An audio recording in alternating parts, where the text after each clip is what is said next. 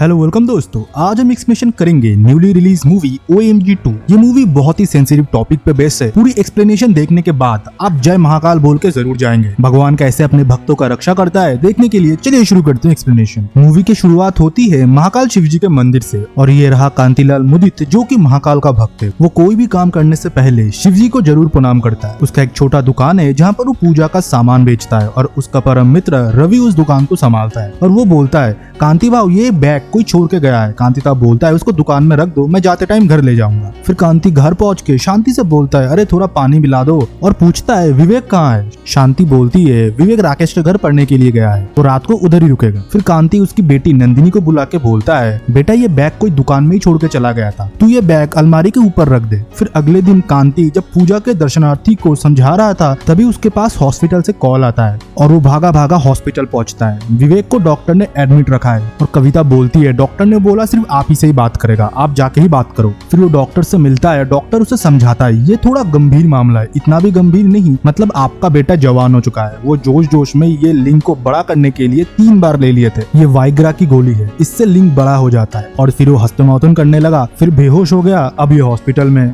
Doctor बोलते हैं अपने बेटे से कॉन्वर्सेशन करो, उससे अच्छे से बात करो, उससे एक दोस्त की तरह मिलो, तभी वो खुल के तुमको सारी बात बताएगा। फिर कांजी उसके पत्नी और उसकी बेटी को घर जाने को बोलता है और रात को विवेक को लेके घर आता है और विवेक को बोलता है अब तुम लेट जाओ, हम लोग सुबह बात करेंगे। फिर वो अगले दिन जाके राकेश से मिलता है और बताता है तू अगर मुझे सच्चाई नहीं बताएगा मैं तेरे पापा को बता दूंगा। राकेश तब बोलता है अंकल स्कूल में सालसा डांस की कंपटीशन थी, उधर विवेक और सोफी एक साथ पार्टनर होकर डांस कर रहे थे। टीचर भी बहुत खुश थे, पर इस बात से रोमेल खुश नहीं था। रोमेल सोफी का बॉयफ्रेंड था और अगले दिन विवेक ने देखा कि उसका पार्टनर चेंज हो चुका है। जब वो मैम से पूछा, मैम ने उसको बताया कि वो सोफी की मर्जी है। तब सोफी से जाके जब उसने पूछा, सोफी ने बताया it's none of your business. फिर बाथरूम में आके रोमेल उसके दोस्तों के साथ विवेक को चिढ़ाने लगा, ये बोल के कि तेरा बहुत छोटा है इसलिए तुझको कोई लड़की नहीं मिलती। सोफी आज मेरे साथ है इसके लिए मेरा साइज भी मैटर करता है, छोटा पप्पू बोल के उसको चिढ़ाने लगे। फिर विवेक मानो उस बात को दिल में लगा चुका था। घंटों तक वो इंटरनेट पे आर्टिकल पढ़ता था और स्केल से खुद का लिंग का मेजरमेंट करता था। इंटरनेट पे ये बोला गया था कि छोटे लिंग होने से वजह से आपका गर्लफ्रेंड छूट जाएगा, आपका गृहस्थ जीवन कभी अच्छा नहीं रहेगा। बहुत सारे लोग तो इसकी वजह से सुसाइड भी कर लेते हैं। ये सब कुछ देख के विवेक बहुत परेशान हो चुका था और आर्टिकल पे ये भी लिखा था अगर आप रोज हस्तमैथुन करते हो तो आपका लिंग धीरे धीरे बड़ा हो सकता है। बड़ा तो नहीं हुआ और विवेक और परेशान हो गया। फिर एक दिन हम स्कूल से लौट रहे थे, उधर एक आदमी कोई तो जड़ी बूटी बेच रहा था। वो दावा कर रहा था ये जड़ी बूटी लगाने से आपका लिंग बड़ा हो जाएगा। विवेक ने वो भी खरीद ली। एक की जगह उसने 10 शीशियां खत्म कर दी पर कोई रिजल्ट नहीं आया। फिर वो एक बैनर देख के डॉक्टर के पास भी गए। वो कुछ लाइट से एक्सपेरिमेंट करते थे। विवेक को बोला गया ये लाइट अगर जलती है तो तुमको पता चल जाएगा कि तुम केपेबल नहीं हो। वो लाल लाइट जल जाती है और विवेक फिर डिप्रेशन में चला जाता है। फिर वो कुछ सीनियर दोस्तों से पता करके मेडिकल शॉप में जाके कुछ तो पिंक पिंक गोलियां ले आता है और एक की जगह वो 3 खा लेता है। फिर वो मास्टरबेट करके बेहोश हो जाता है। फिर कांति घर जाके विवेक से बोलता है बेटा हम मिडिल क्लास लोग हैं, मैंने उधारी लेके तुमको इतने बड़े इंग्लिश मीडियम स्कूल में दाखिला कराया, सोचा तुम पढ़ लिख जाओगे तो हमारा गरीबी थोड़ा कम होगा। और बेटा तुम ये सब कर रहे हो छी छी छी, तुम मुझसे आज प्रॉमिस करोगे आज के बाद तुम ऐसा कभी नहीं करोगे। विवेक तब बोलता है पापा मनी मन मैंने बहुत सारे प्रॉमिसेस किए हैं पर ये मेरी आदत बन चुकी है। फिर कांति विवेक को स्कूल छोड़ने के लिए जाता है, तब उसको प्रिंसिपल साहब बुलाता है और विवेक का एक वीडियो दिखाता है। जब विवेक टॉयलेट में हस्तमैथुन कर रहा था, रोमेल और उसका फ्रेंड उसका वीडियो बना के इंटरनेट पे अपलोड कर देता है। तब स्कूल वाले और मंदिर के ट्रस्टी बोलते हैं ऐसा अश्लील काम आपका बेटा कैसे स्कूल में कर सकता है, स्कूल तो कभी इसको नहीं रखेगा और एक रस्टिकेट फॉर्म भी बनाएगा कि कोई भी स्कूल में आपके बेटे को एडमिशन ना मिले। और ये भी बोलता है कल से उसको स्कूल आने की जरूरत नहीं है। कांति विवेक से बोलता है बेटा घर में किसी को पता ना चले, पर वीडियो कहाँ रुकने वाला था, वो इंटरनेट पे अपलोड हो चुका था, मोहल्ले वालों को हर जगह पता चल चुका था। इस वीडियो की वजह से उसकी बहन नंदिनी और उसकी माँ कविता को बहुत सारी खरी खोटी बात हर जगह से सुनने को मिल रहा था और वो लोग बहुत ज्यादा रो रहे थे। और फिर गंगा घाट में कांति शिव जी से विनती करता है मैं आपका परम भक्त हूँ, मेरे बच्चों के साथ ऐसा क्यों हो रहा है, रास्ता दिखाए प्रभु। तब एक आकाशवाणी होता है और शिव जी के अवतार में उनका दूत गंगा जी के कोख से डुबकी लगा के उठते हैं और वो कांति के माथे पे गंगा जल झटकता है। फिर कांति रात को घर पहुंचता है और उसके पास थाने से फोन आता है और वो बोलते हैं अपने वकील को भी साथ ले आना। फिर हम पुलिस स्टेशन में महाकाल को देखते हैं, वो बोल रहे थे मेरे सामान अगर मुझे नहीं मिला तो मैं पूरा तांडव करूंगा, ये पूरा पुलिस स्टेशन भस्म कर दूंगा। और दूसरी तरफ रोमेल के पापा बोलते हैं आपके बेटे ने मेरे बेटे को आज गला पकड़ के मारने की कोशिश की, अटेम्प्ट टू मर्डर केस आज मैं इसके ऊपर डालूंगा। तब कांति पुलिस ऑफिसर से बोलता है सर मेरा बेटा बहुत सीधा है, बिना बात का वो कहीं पर भी नहीं उलझता। तब रोमेल के पापा बोलते हैं हाँ कितना सीधा है हमको पता है सर, आप ये वीडियो देखिए। तब कांति बोलता है सर ये वीडियो कहाँ से आ गया। तब पुलिस ऑफिसर जब वीडियो देखते हैं तब बोलते हैं हाँ कांति साहब मुझे पता चल गया आपका बेटा कितना सीधा साधा है। तब पुलिस ऑफिसर विवेक को बुलाता है। विवेक पहले तो बहुत ज्यादा हिचकिचाता है, पर जिसके ऊपर महाकाल का हाथ हो उसका क्या कोई बिगाड़ सकता है। महाकाल ने जब उसके हाथ पे हाथ रख दिया तब विवेक उनके सामने जाता है और कांति बोलता है इन लोगों से माफी मांगो। विवेक जब माफी नहीं मांगता तब कांति उसको जोर जोर से थप्पड़ मारता है। तब महाकाल बोलते हैं सत्य को कभी दबाया नहीं जाता, हर हर महादेव, ये बोल के उधर से चले जाते हैं। फिर रात को कांति और उनके परिवार उनके गाँव के घर जाने के लिए तैयार हो रहे थे और बाथरूम में विवेक पॉइजन पी रहा था। फिर वो लोग स्टेशन पहुंचते हैं और कांति को बैठने की जगह नहीं मिलता और वो एक बेंच में जाके जब देखता है कोई सोया हुआ है, उसका चद्दर जब हटाता है उधर और कोई नहीं, साक्षात महाकाल थे।